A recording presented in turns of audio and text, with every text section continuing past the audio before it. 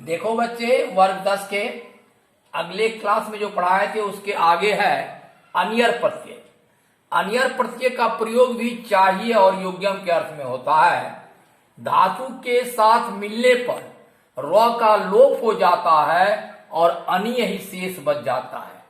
इनका प्रयोग तीनों लिंगों में होता है। जैसे धातु हुआ अर्च, तो अर्च जोड़ अनियर, अर्चनीय, अर्चनीया, अर्चनियम। यानी कहने का मतलब धातु में अनिय, अनिया और अनियम लगता है। अनिया होता है पुल्लिंग में, अनिया होता है स्त्रीलिंग में और अनियम लग जाता है नपुंसकलिंग में।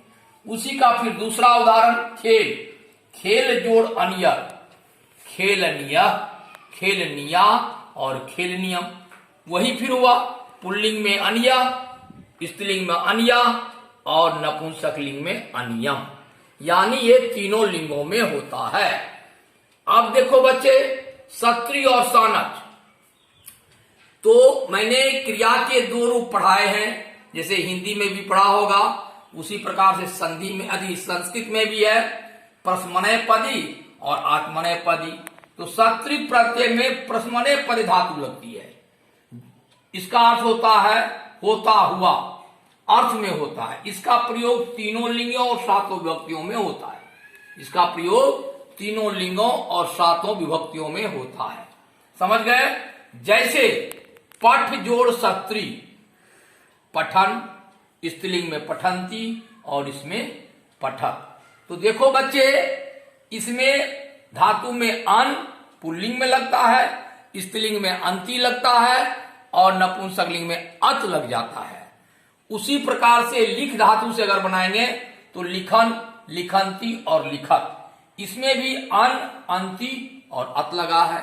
अन लगा है पुल्लिंग में, स्त्रीलिंग में लगा है अंति और नपुंसकलिंग में लगा है अत। इसी प्रकार से इसका प्रयोग हम लोग प्रश्मनय पद के क्रिया के साथ करते हैं। और अगले क्लास में बता ही दिए हैं कि क्रिया के दो रूप होते हैं, प्रश्मनय पद और आत्मनय पद।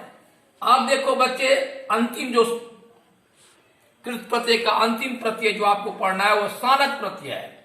सानच प्रत्यय का प्रयोग आत्मनय धातु के साथ होता है और इसका भी तीनों लिंगों में प्रयोग होता है। तो कैसे होता है? तो सानच में जब किसी धातु के साथ सानच लगाएंगे तो हो जाएगा मान, माना और मानम। कहने का मतलब है पुल्लिंग में हो गया माना, स्त्रीलिंग में हो जाएगा माना और नपुंसकलिंग में हो जाएगा मानम।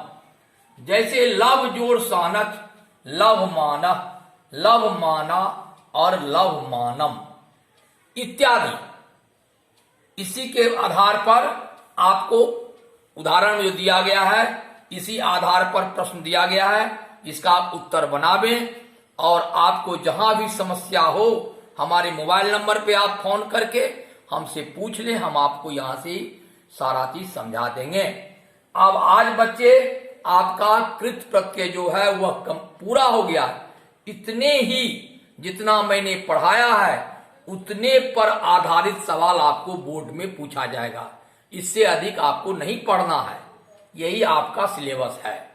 अब अगले क्लास में तद्धित प्रत्यय के बारे में हम प्रयोग करेंगे और बताएंगे।